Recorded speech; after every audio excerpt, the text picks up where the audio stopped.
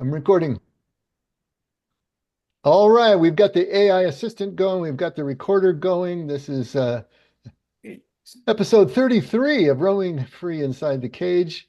And we are here to talk about Type 6, Holy Ideas, starting on page 73, Roaming Free Inside the Cage by William Schafer. So now that I've done the little commercial intro, is there anything that we left undone from last week? Anything that needs more development, questions, concerns, things you've been thinking about? Do you want to lead off with before we dive into the next section?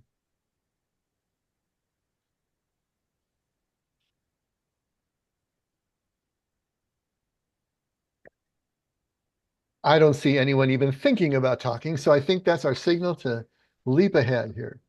All right. So we've done type 9 and type 3, and this is the first um, trio, the first triangle of types that we're going through here in this section of the book. He has his analogy of the tree, his metaphor of the tree. So we went through the roots, we went through the trunk, and now we're in the leaves, we're in the canopy. And he's seeing each one of the Enneatypes as a different type of leaf, how it absorbs the white light of the sun. And then as it comes through, the type is prismed out into the various areas that we've been talking about here, from the passion to the virtue to the point of avoidance and so on and so forth, the holy idea. So each type is going through the same formula. We talk about the holy ideas, and then we go to how they came to be, the initial wounding, and then into the point of avoidance, and then finally the pivot of the Tao. So let's hear about type 6, shall we? Enneatype 6 is the central member of the mental types. Okay, so they're the mental ones. It's also what I call a reconciling type because sixes try to manage the balance of yin and yang by running on automatic ego power rather than just allowing the energy to flow naturally. The holy idea of type 6 has two names, holy strength and holy faith. In order to understand the experience of holy strength, we need to rid our minds of the mostly masculine connotations the word has come to possess. Strength in this context does not refer to force or might.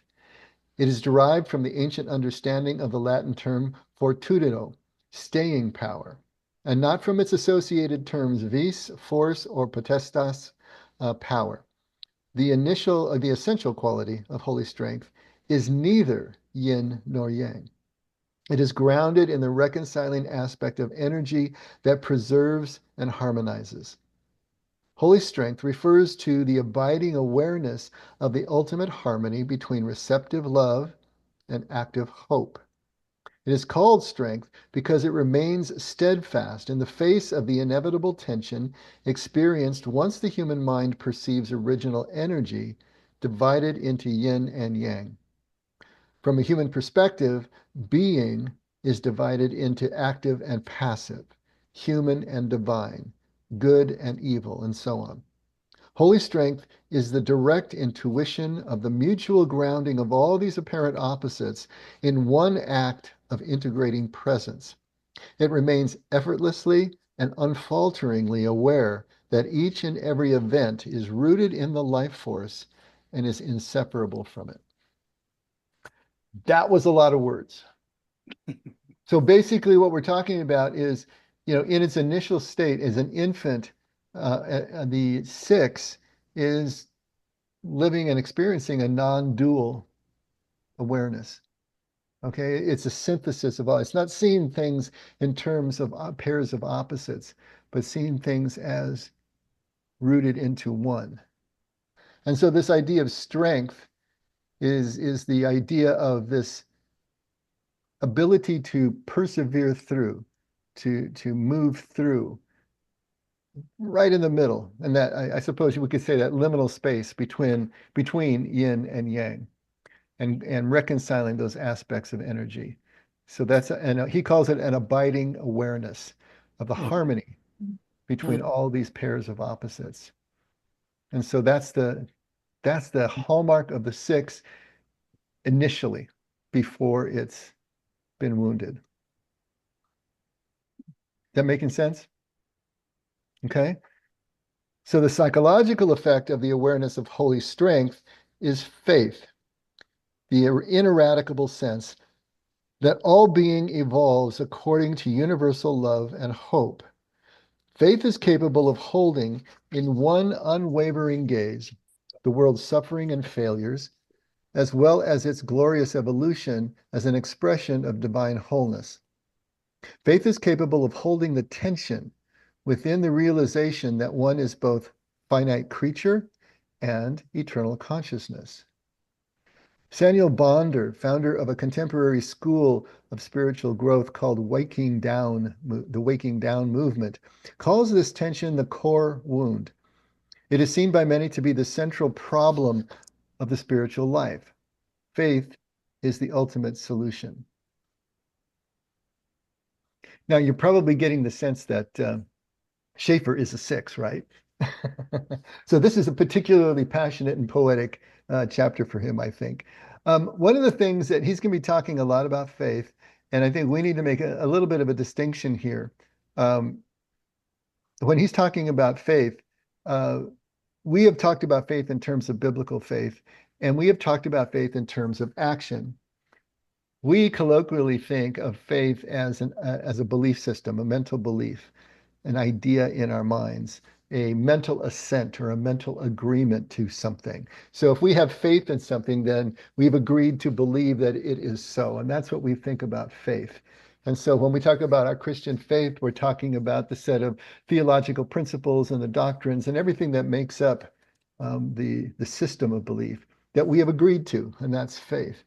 But that's not the way faith was understood by the ancient Hebrews who wrote our scriptures. For a Hebrew, faith is the ability to act even in the presence of doubt, act in the presence of uncertainty. The same way that courage is the ability to act in the presence of fear, faith is the ability to act in the presence of doubt.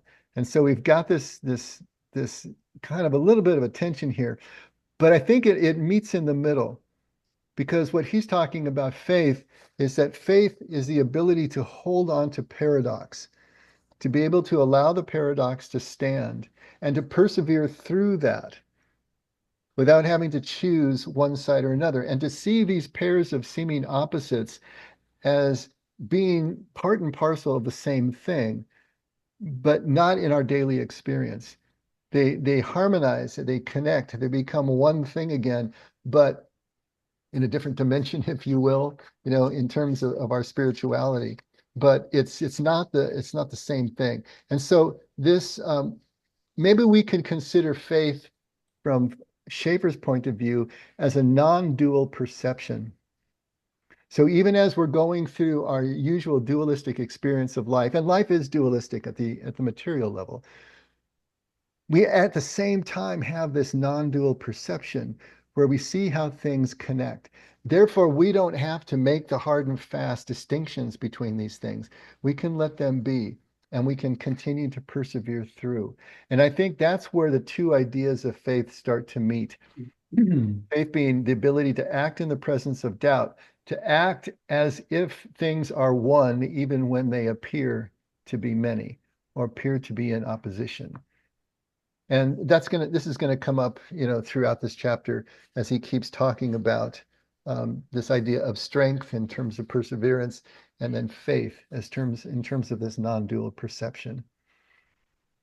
Did I make things worse, or is that helping at all? It's so important for us to define our terms when we're talking about things like this. When we talk about faith, when we talk about belief, when we talk about trust. And I've made this point many times, but it probably is worth repeating, that when you run across in the Gospels, especially, the word belief or the word faith, if you go back and look either in the Greek or in the Aramaic, those terms contain all three ideas, all three concepts of belief, faith, and trust. And what you realize that for the ancients, it was a process, it was a throughput. Belief being the original idea that allows you the wherewithal to take the first step in a direction that still doesn't make sense or seems risky or seems just not to be in any way, shape, or form able to hold your weight, but you can take that step. That's the action of faith. And once you take that action, then you will have an experience that will allow you to trust. Because trust is always experiential. Faith is idea, sorry, belief is idea, faith is action, and then trust is experience. But it's a process going through.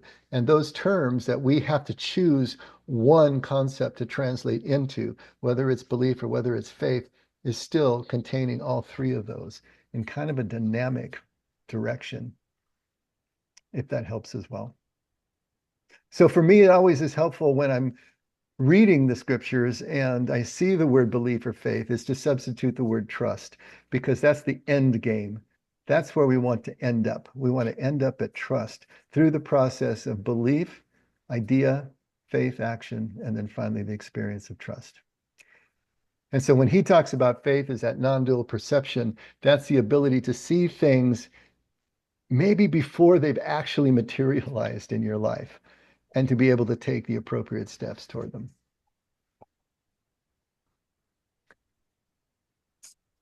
Any comments about that? All right. Initial wounding and subsequent development of type 6. So he's just given us the initial Pollyanna version of a type 6, right? But the inevitable failures of the holding environment during infancy threaten this sensitivity of the 6. Because the 6 child's parents have themselves lost awareness of the ultimate ground of faith, they cannot support such awareness in their child. They cannot trust that life itself will provide and instead feel that the child's future is entirely up to them. At some deep level, they know themselves. They know they themselves cannot guarantee how life will be. And of course, they do not trust the child to know. So they hover over the child with all of their doubts and their fears. This makes them seem lacking and untrustworthy, even when they offer good enough parenting. And if their parenting truly fails to be good enough, the 6th child grows utterly terrified. It seems that the very people who are supposed to help one maintain contact with vital energy are themselves lacking the wisdom and or the will to stay connected to it. Loss of the experience of being rooted in the life force leads to a sense that the external world is not only separate, but that it is downright untrustworthy. The child grows ever more anxious, hypervigilant, and fearful. And I think we can say this applies to all of us as we're coming through our childhood, right? The 6's natural reconciling energy goes into overdrive as a child vacillates between fear of taking action and terror of remaining receptively open. As the vacillation vibrates faster and faster, a distortion of natural balance occurs, manifesting as both a narrowing and intensification of consciousness. The original awareness of unity shrinks until the ego can perceive only what seems threatening. Then it pumps up the threat and makes it even bigger. When any source of energy is unbalanced, it becomes distorted. The distortion characteristics of reconciling energy is that it narrows its focus to only one partial segment of reality, which it then magnifies. Just as unbalanced absorbing energy becomes mired in inertia for 9s, and unbalanced expanding energy overflows into unrestrained excess for 3s, so the reconciling aspect of life energy characteristic of 6s collapses into a narrower and narrower preoccupation with safety that actually ends up intensifying the perception of danger and insecurity. Okay, so the main idea that I think we can take away from here is that as the energy becomes more and more distorted through each of our characteristic ways and our enneatypes, then we're narrowing our conscious down to more of a rifle shot.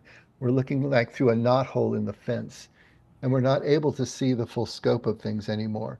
And of course, the thing that we're going to focus on is the thing that we fear the most. And so that is the thing that we're only going to see.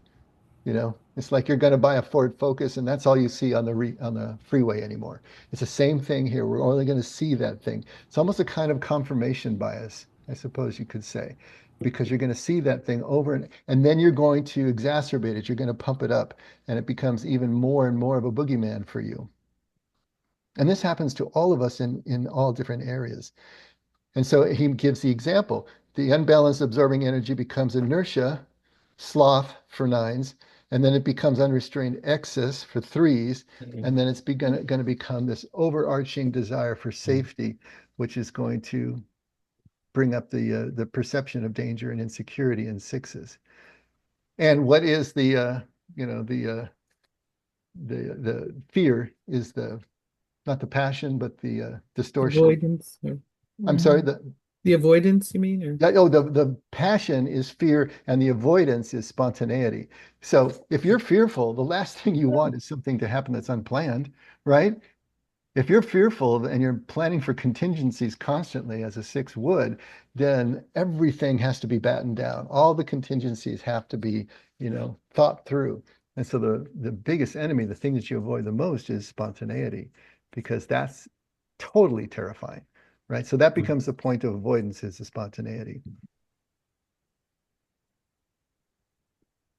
Is that making sense? Yep. No, No? I was just going to ask you though, like faith. I kind of look at it like visualization. Like if I believe, okay, like when I built a business, right? I was like, okay, Lord, I'm going to bust my tail. I'm going to believe that you're going to bless me and it's going to happen. And then I would visualize it every single day. Is that kind of like you're trusting it's going to happen, but you've got to put it into action, right? Yes. The moment you put it into action, it would be faith Right. from a biblical perspective. But you're building it in your mind, and the trust that you profess at the beginning is what allows you to take those first few steps, right? It allows you Right. actually to buy the building materials and hire the contractors and do whatever it is you're going to do. And so that's the process. So the idea that you agree to that you agree is true, that you mentally assent to, is what allows you to take the steps, which is the faith. And then as you move down the line, the path that your faith is taking you, you're going to find out whether it's trustworthy or not. And you'll either begin to trust the process or you won't. Right.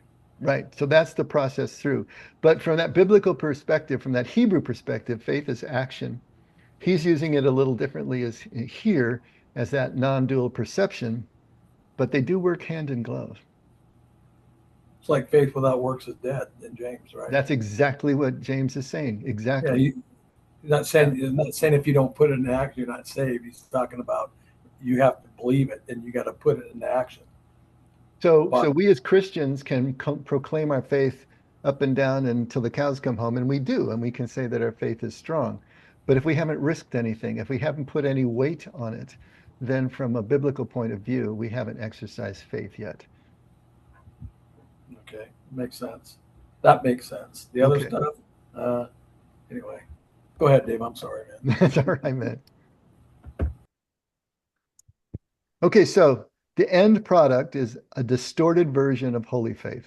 The end product is a distorted version of holy faith, namely a belief in caution and doubt as the only buffers against a predatory universe. Now, and the other thing that I wanted to make sure that we understood, because we've talked a lot in here about doubt as not only being absolutely necessary, just a fact of life, because we don't get certainty in this life, which means that there's going to be uncertainty, which means there's going to be doubt. He's using doubt here in what appears to be a negative fashion. We've talked about doubt as actually being positive, because if there is no doubt, then there is no faith. The opposite of faith is not doubt. The opposite of faith is certainty. So as soon as you believe you're certain, you're no longer operating in faith. Just like as soon as you believe that you're not fearful, then there is no courage. So the two define each other. You can only have faith in the presence of doubt. So at the same time, this end product is a distorted version of holy faith, he says, namely a belief in caution and doubt as the only buffers against a predatory universe. The way he's using it there is the six become so fearful of the world out there that the six wants to control every aspect of their experience. It Every choice they also, make, every contingency needs to be planned for. The spontaneous is choked out of everything because they're using their caution and they're using their doubt as the motivators and the mechanisms by which they can try to exert control over everything. The six is going to see that caution as a virtue. They are being prudent, in other words, and certain, trying to batten everything certain. down, even though it is just killing the life out of their experience. So we're using those terms in different ways. The mind of a six running on ego is a radar scanner searching for what will go wrong next. It feels to the unexamined six that the scanning is a way of paying attention to everything, but actually it represents a collapse of consciousness. See, this is where the six is seeing their skepticism as a virtue rather than the limitation that it's becoming. It's not that skepticism isn't a healthy thing, right? In balance, this is the unexamined six, remember. Only negative, only negative evidence is noticed, processed, and remembered. The mind of a six may be constantly rotating like a searchlight, but its beam can be as narrow as the pupils of a frightened animal. And since all positive and hopeful evidence is excluded from the narrow sample, the conclusion that the universe is predatory seems constantly justified. Mhm. So you see where this becomes a caricature of itself as the unexamined, unexplored six running on ego moves down the road.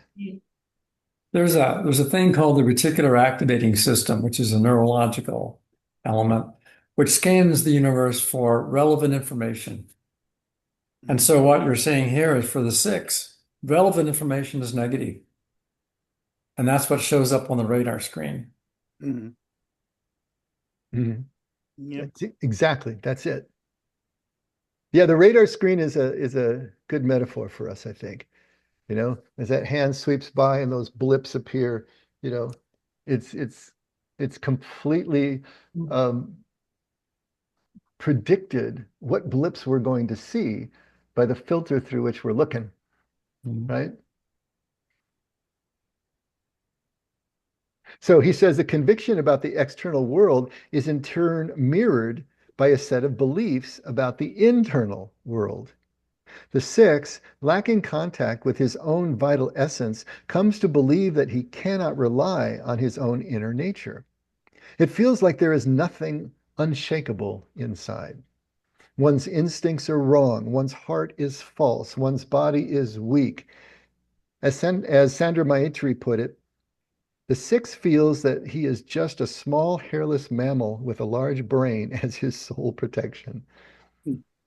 This fear is the knot hole experienced by the six once contact with original energy is lost. And just as the nine and the three deal with their knot holes by going unconscious about them, the six solves the problem of his knot hole by excluding it from consciousness. The unexamined six does not feel afraid. He thinks he is just trying to prevent all the things that could go wrong if he didn't pay attention to them. And this is so important because so often when I talk about, talking to somebody, you know, what what do you fear? They're talking about some problem they have, and I ask them, well, what are you afraid of? That's the central question you can always ask for whatever symptom that you're experiencing. What are you afraid of? If you drill down far enough, you're going to find the source of that fear. And 8, 9 times out of 10, well, I'm not afraid. I'm not afraid of anything because we don't necessarily feel the fear, just like this. Not feeling afraid, just trying to prevent it, seeing that as a virtue to batten down all those hatches, but it's fear that's driving the bus. Mm-hmm. The ego we sixes constructed as we grew up had to find some way to regain our original loss. That's an interesting, the ego we sixes constructed, and it's not just sixes, it's all of us. The ego we construct as we grew up had to find some way to regain our original loss. And so for the six, that's going to be through skepticism, right? Through all this excessive planning. Mm-hmm. So, in an act of sublime irony, we sixes adopted doubting as a substitute for faith. Mental products replaced the direct knowing of the heart and the belly. We became more and more preoccupied with security, prediction, and control. It was as though we were convinced that if we only knew what was coming next, we would always know when to duck. But even all that thinking could not put all our fears to rest, for as good mental types, we knew that whatever the mind proposed, the mind could also repeal. Hmm. So there's a lot going on in here. So we're trying to regain the original loss that we don't really even remember. That's all in the unconscious now. But we have a sense that something was there that we don't have anymore. You know, it's that feeling deep down, something's wrong. We know we're out of balance. It's the young man who comes to Jesus, what must I do to obtain eternal life? He's been doing everything right according to his religion, you know, according to his culture, but he still knows deep down something's missing, something's not right. And so we're trying to replace that. We're still looking for that. And so he says in this act of sublime irony, we adopted doubting or skepticism in this case as a substitute for faith. And I think skepticism for our purposes here is better than doubting as a substitute for faith, which is that non-dual perception he's talking about, the ability to still move through, right? Mental products. In other words, what's he talking about in terms of mental products? He's talking about certainty, something that we construct in our mind that makes us feel that we're certain about them. So the certainty of mental products replaced the direct knowing of the heart and the belly. And what's the direct knowing? That's the distinction that I've been trying to draw of between certainty and conviction. Conviction is something that we can only have through direct knowing, through direct experience. When we experience something, we can become convinced. So when Emery Tang told me, go become convinced of what you're convinced of, I can only tell you what I'm convinced of. He's talking about through his own experience, he's become convinced of something. He can't prove it to me. I can come to him with my Bible and debate him till the cows come home. It's not going to change what he's become convinced of, and he'll never be able to convince me of it because it's not provable. Conviction is not provable. But once you become convinced, once you've experienced this direct knowing, your conviction can be as strong and as useful to you as certainty in terms of how you construct your life, in terms of your ability to move through it. So the mental products, the certainty that we imagine, the illusion of certainty is what we're trying to replace without having to take the risk of faith to actually have the direct knowing that will take us to the conviction. Do you see how that works? We don't want to risk. We don't want to put ourselves out there on the street. Is there some kinder, gentler way that we can do it and just stay within our noodles? Man, if we could do that, that would be great. And so we imagine through these mental constructs, or he calls them mental products, that we have that certainty already, and we don't need to go out there and put weight on that frame and see if it holds. We became more and more preoccupied with security, prediction, and control. It was as though we were convinced that if we only knew what was coming next, we would always know when to duck. But even all that thinking could not put all our fears to rest. For as good mental types, we knew that whatever the mind proposed, the mind could also repeal. No reasoning, no matter how careful or complete, was beyond counter-argument. As a result, we inevitably became preoccupied with authority. Oh, here we go. There's a good word. We wanted an authority so solid, steadfast, and certain as to be beyond our own questioning and doubting minds. Since we can't manufacture enough certainty in our own mental products, now we're going to look for someone else who can give us that certainty. And we see that all over when the world gets nuttier and nuttier the way it is now. What are the churches and organizations that are growing the fastest? It's the ones that have some really, really strong authority in them. It's either in the person of some charismatic leader, or it could be in, you know, centuries or even millennia of history. But that authority is what we're looking for, because we're looking for that certainty outside of ourselves, because we can't manufacture enough, because we're trying to avoid the risky faith step that would take us to our own conviction. Mm. But our I earlier, go ahead there. Go ahead, William. when you were talking about conviction, I was thinking about this idea of the sixes are equally convicted that there is danger, basically. Like their conviction is in the presence of danger. Something will go wrong. Mm. Hmm. So that's experience and direct knowing that they have had because stuff did go wrong and does go wrong and always will go wrong in our lives. And if that's what we end up focusing on, then that becomes the overriding conviction, even Mhm. though it's not the sum total of our lives, it's just a part of them. And their sense of control comes from their belief that they're prepared for it. Exactly. They're always armed. Mm. Mhm. So you guys are discussing this. I have a very strong aspect of a six.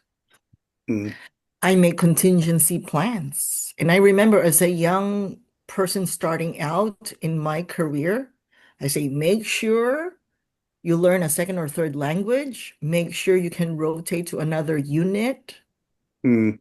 Don't ever put yourself in a desperate position so that if, let's say, this department closes or you need to be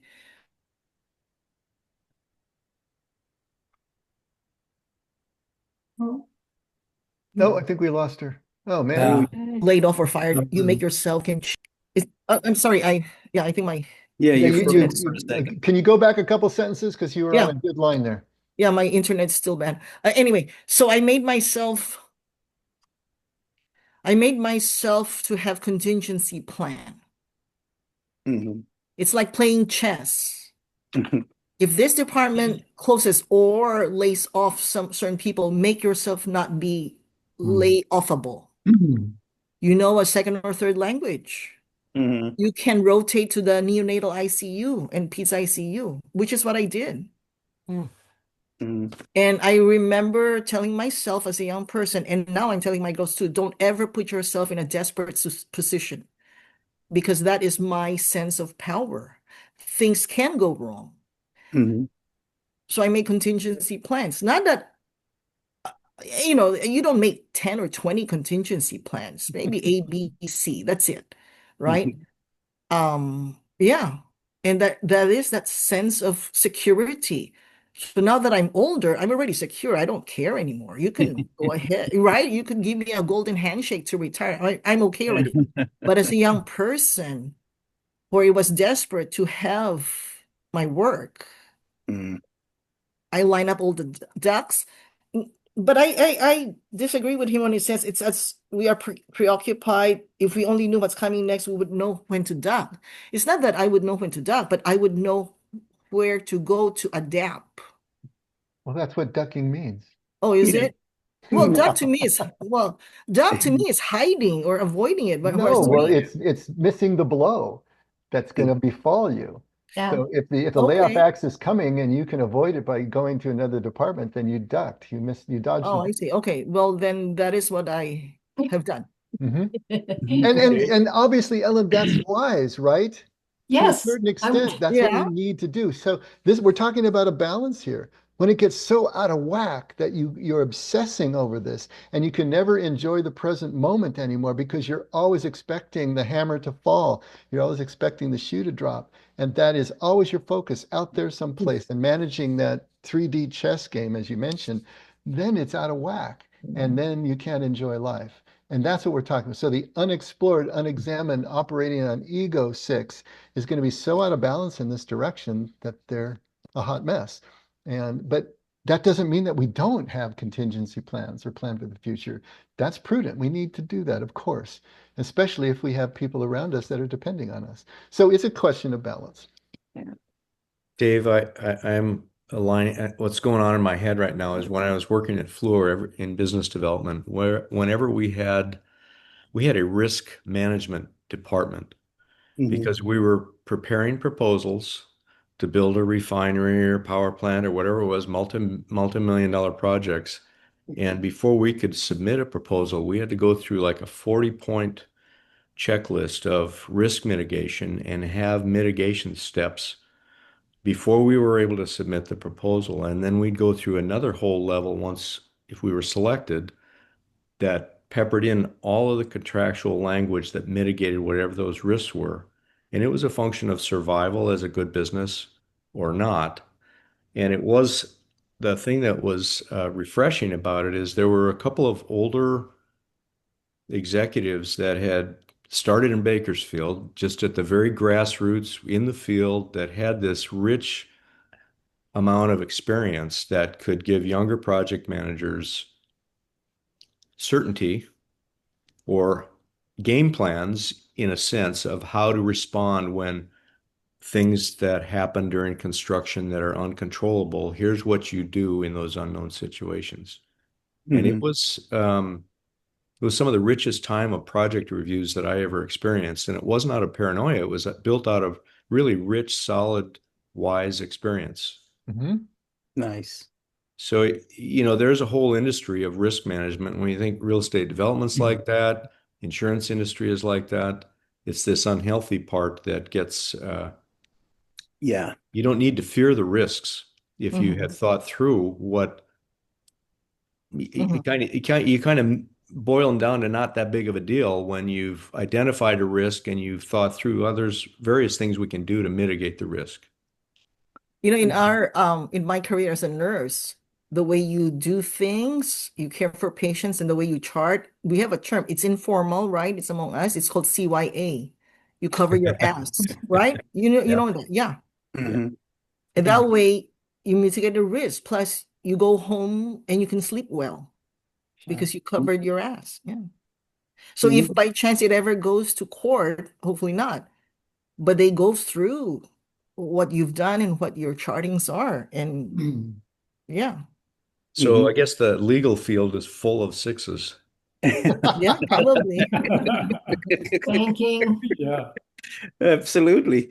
The what this is making me think of is a client I was working with a few years back. I think I mentioned him in here before. He was a classic six. He worked on the power lines, putting up power lines. So he was the kind of person that can see what will go wrong, like four or five poles down the road if you don't fix a problem here, basically. Mm. Like he'd be tossing and turning all night, thinking about everything that can go wrong on this new job and how he needed to.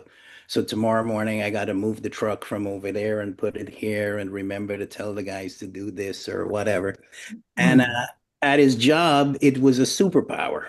Like when he showed up to work the next day, he could totally see everything that can go wrong and can mitigate against all of that kind of stuff. At home, when his wife suggests, "Hey, I want to go on a vacation," he can see everything that can go wrong and point it out to her. And her experience of him is he's a completely negative, complaining, wet blanket kind of person. But at work, like he's getting promoted Rock star. and he's a rock star. Mm. Judy, you were about to say something earlier. Oh, I know no, what's in your mind. I'm just taking it all in because I'm with a husband who is a six. Not only Who is he also six, but worked on the power lines, he's right? an He's a alignment lineman. too. Yeah. Isn't he a lineman? Yeah. Yeah. So Yeah. he's in I the don't know. perfect I don't know that job. he he lost sleep at night, but he was a bit on the anal side when it came to planning work projects out, that's for sure.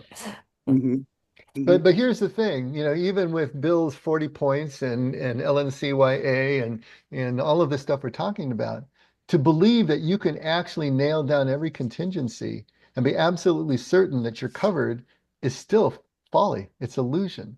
And there has to be that healthy sort of acknowledgement and realization that the unexpected can still happen and still wipe out all your plans. And without that, then we're living in this fantasy world. And I think that's what also drives a lot of the paranoia that we're talking about here is the thought that you really can get that pot of gold at the end of the rainbow, that you really can nail down every contingency, because it's just not possible We can't have that kind of certainty, but you do the best you can. And especially if you're talking about multi-million-dollar projects like Bill is, yeah, you better have those contingencies in place, because any one of those can wipe out your business. So yes, we want the balance. We want to be responsible. But if we can't also be spontaneous when spontaneity is called for, if we still can't enjoy the unknown of a vacation, and as we've said so many times before, the thing that you remember so fondly about a vacation is not the things that went right according to plan. It's the things that went wrong. Those are the things you're going to talk about to your grandchildren and great-grandchildren, not the things that went right. Those fade into nothingness. And so we still have to be open for the adventure, open for the mystery. Can we balance that? That's the stuff of life.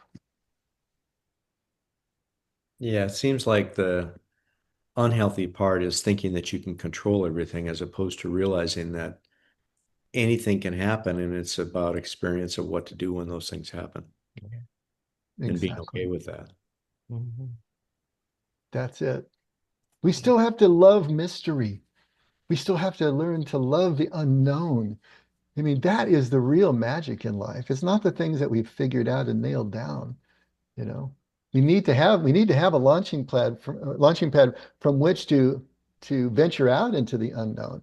And so you build that as well as it can be built. But then to still love the adventure, to still love the unknown, that's the key to this. And that's that's the balance we're trying to all strike from whichever leaf we're sheltering under, whichever Enneatype we're sheltering under. We want to be able to strike that kind of balance. It's going to look a little different in detail for each one of us, but it's the same principle.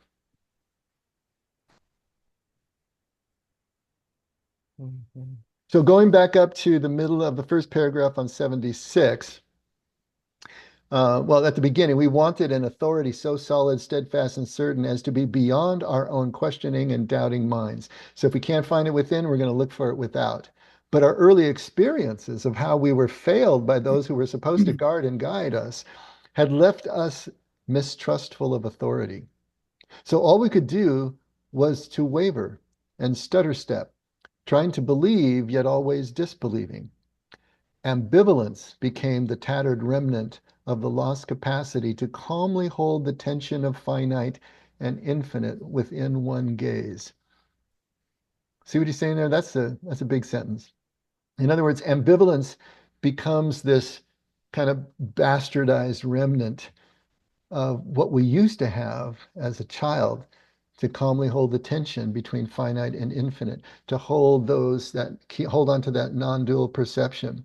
Mm-hmm. And so if you're ambivalent now you have mixed feelings about things. You have these contradictory attitudes, uncertainty, and continually fluctuating within yourself. So that's an internal anxiety and tension that's really untenable over time, that interior unsettledness. Not the recognition, as we're talking about, of just being able to see paradox and let it stand and see it as eventually one thing. Those are two different things. So ambivalence is the inward anxiety of not being able to just hold on to paradox anymore. And he says the endless anxiety generated by all of this ambivalence produced quite a bit of rage. But anger was too instinctual and too dangerous to be openly expressed. It's spontaneous, after all, right? To have that rage trigger. It might bring down the whole predatory universe upon our small, hairless animal self. Sometimes we just swallowed our anger and got tongue-tied. Other times we projected the anger outward, critically attacking and judging others. Attacking others was actually just a misguided attempt to heal the situation. By attacking, we were trying to make others feel as misunderstood and hurt as we did, in the mistaken belief that once they felt sufficiently hurt, they would stop harassing us. In fact, we were the ones who needed to surrender to the hurt.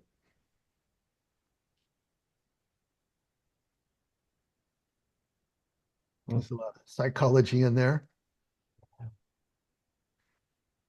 Let's see, just got a few minutes left. Now let's jump into point of avoidance, virtue, and vice. Our spiritual path as sixes starts with the recognition of the automatic quality of our doubting, critical minds and of how little certainty they produce. Okay? We can't be certain. None of our minds can be certain. And so he says the spiritual path, the way through this, the way to get to the examined place, right, starts with the recognition of how automatic this doubting becomes. Our automatic doubting critical minds, how little certainty they actually produce. The next step has to do with turning inward, not into our heads, but into our hearts. What we will find there is fear. Each type is ruled by some fear. For example, nines fear conflict, and threes fear failure. What do we sixes fear? Everything. Fear is the passion or vice that runs the entire structure of our type. We fear conflict, but we are also afraid when everything seems peaceful. We fear losing, but we also fear winning. We are even afraid of fear, which is the reason so many of us cannot recognize ourselves as sixes. What is the root of all this fear? Oddly enough, it has to do with the virtue of our type. Most books on the Enneagram call the virtue for type 6 courage. I do not disagree with this, but I would like to specify it as the courage to trust. We are afraid to trust. Why? I have come to believe that we are terrified of trust because we so deeply want to trust. Our natural and spontaneous inclination is to trust, but our conditioned belief is that trusting has always led to catastrophe. So we eradicated the spontaneous inclination. In fact, we turn spontaneity into our point of avoidance.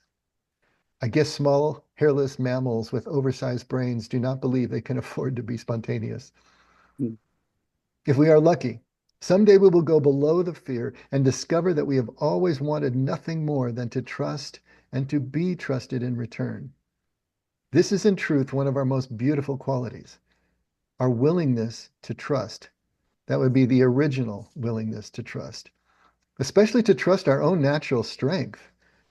Recognizing how we have fought against this quality with great determination may at first make us feel quite sad, but ultimately it will impart lasting relief. We can finally realize that the best part of ourself has always been the most rejected part, and that we no longer have to keep playing this cruel trick on ourselves. Finally, we need to turn downward into our own body and to its instinctual wisdom and strength. Some Enneagram books say that sixes need to shift toward 9, the home of holy love, yin energy, and a body type. More accurately, all types need to undo the constriction and lack of balance that limit them to using one particular center of experience and one aspect of life energy. For sixes, this means learning to trust that being itself will take care of them. When faith, the holy idea of six is restored, love and hope appear as well. That idea of all types need to undo the restriction and lack of balance that limit them to using one particular center of experience and one aspect of life energy is key. Because that's what's happening to all of us as we read through these types. So that full open consciousness that the infant is experiencing, because it's preceding any cognition at all, right? It's pure experience, becomes narrower and narrower and narrower as we become more and more rationally conscious and self-aware. And then as we are hurt and we are reacting and surviving that hurt, then we're focusing more and more until it becomes this rifle shot. And that's the only thing that we see anymore. Through the spiritual process that we're talking about, we're opening that back up again. We realize that it can't be wide open as it was with the infant in our regular daily interactions in life, because then we're going to be no earthly good to anybody. But in our mystical experiences, in our times of true contemplation, it can open all the way back up again in those times when our ego is dissolved in the practice. But then it's going to be somewhere, it'll be a dance that we're doing, right? Always a dance. Moment by moment, what do we bring to the moment so that we can be the most useful? What does love require in the moment for the other, and so on and so forth? That's going to determine, the state of our consciousness. So I wrote in the margin here on page 76, like the very first paragraph, the middle part says, the sixes had left us mistrustful of authority. So I wrote in the margin, says sixes, do they not succumb to cults? Mm. You think? No, they can be susceptible. Look at what it said. It said that you're going to be looking for Yeah. an authority, Ah, right? But the push and pull is you're looking for an authority. You're looking for someone who can bring the certainty that you can't manufacture for yourself. But at the same time, you've learned to be mistrustful of authority. So it's going right. to be a push and pull, but it's just a matter of what does that individual think they need the most at any given moment is going to leave them prey to what's happening. I wonder if there's a connection there between like the loyal skeptic, right? Like the Mhm. like that natural ability to be loyal to a flaw, right? I wonder if they would be more represented in. I would think all the types can find themselves in a cult, right? I absolutely. But William, maybe you guys know, has anyone done a study like that? See what personality type, most is most susceptible to the cult-like experience? That would be interesting. It seems like six may be a little bit more immune because as the loyal skeptic, they're going to be questioning more, but Right. maybe not. Maybe the pull for that certainty is just But they're overwhelming. looking for a demagogue also. Mhm. Right. Right. Yeah, Mhm. Yeah. yeah. Sixes Interesting run the question. gamut from Lady Diana to George Bush to Prince Harry to Mm. Malcolm X and John F. Kennedy. Hmm. I don't know how any of those people have anything in common other than a six enneatype, but I mean, there it is. Yeah, I would think Malcolm X was an 8. I mean, that's interesting that he's a 6. Mm. So that whole list you just read off, Bill, those are all sixes? Yes, sir. Enneagram Institute has those Mm. kind of lists. Mm. Oh, Nice. And how did they make that determination, I wonder? Oh, who knows? Profiling, I'm sure. Profiling. The distance they have to. All right. Well, we've just introduced my loyal skeptic. So how do they know for sure? So I Dave, do know that the 6s are the hardest to end a relationship, I think. Like to break up with someone. Like this kind of going back and forth energy. Like the second guessing of things. Like, should I stay or should I go? Mm. Mm. So it was a six who wrote that song. I was just thinking that. And Dave, we haven't finished this chapter yet. I know we'll get to it another night, but um I don't know if Schaefer recognizes the aspect of the counterphobic 6, because that's a whole Mhm. piece of the Enneatype that's very unique to a 6. And I wonder if he recognizes that being a 6 himself. I mean, it'd be interesting to see He what he doesn't said. bring it up in this chapter, He doesn't. but Okay, as interesting. we finish the chapter next week, I'll bring that up, Kathy, and talk to us about exactly what that means, because that would be interesting to Yeah, there would be. add to the pile. Yeah, Mhm. it's a good catch, Kat. Yeah, the counterphobic 6 is a little more assertive and can. I always think of it and visualize it as kind of the rat in the corner that's cornered. They will fight back.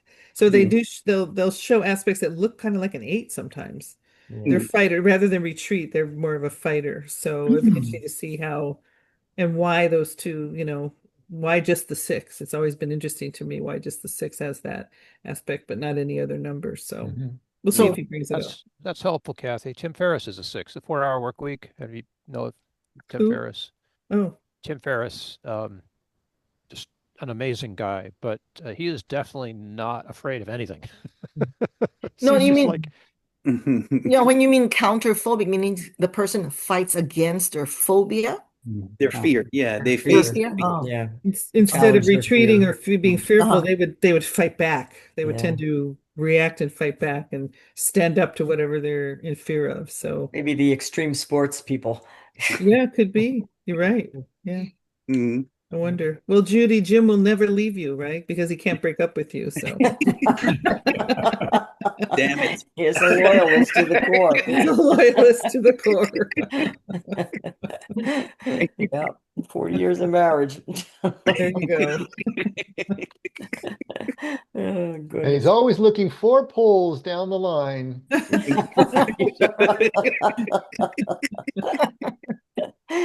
Yeah, exactly. Well, maybe a 6 wrote that song too, right? The Wichita lineman, right? Wichita Yeah. lineman, right?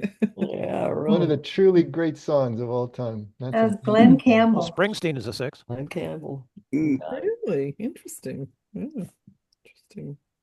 But Glenn Campbell sang it, but he didn't write it. Oh, Probably Yeah. not. Great song. Hmm. Yeah, so if that's as far as we're going to go tonight, but we'll hit the we'll get into the good stuff, the pivot of the Tao, next time, and then we'll gosh, this last section on the pivot of the Tao, he kind of expanded on it, but he's telling some personal stories of him as a 6. So they're good stories, and then we'll jump into type 5 after that, and I think we've got some 5s, right? Mhm. So we'll have some more personal experience as we get into type 5. I also wanted to say, and I was thinking this at the end of our session last week, like he does a good job of threading the needle of like connecting the points of avoidance and things of that nature and the pivots and so on. But that is a very narrow focus, like using the point of avoidance to kind of define each of these types is really just looking at one small aspect of each of the types. Like there's just so much more flavor. In fact, I'm surprised at how short these sections are in describing the different types. Like some different books kind of have a lot more meat about fleshing out the types. So I think if his there was focus any more is- meat, I would choke. I'm sorry. I get your point though, but yeah, I can't get past one line without like, whoa. Mhm. Yeah. Yeah. But yeah, you mean more meat on fine. Enneagram. Yeah. Yeah. I also think that his focus here was not so much to give an exhaustive, rendition of each type as other books would do.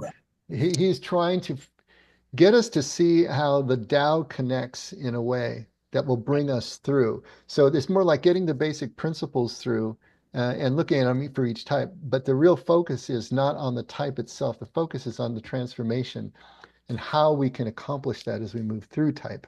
And so I think that's why I agree with you. Yeah, these are very short characterizations of each type, but they weren't meant to be too expansive.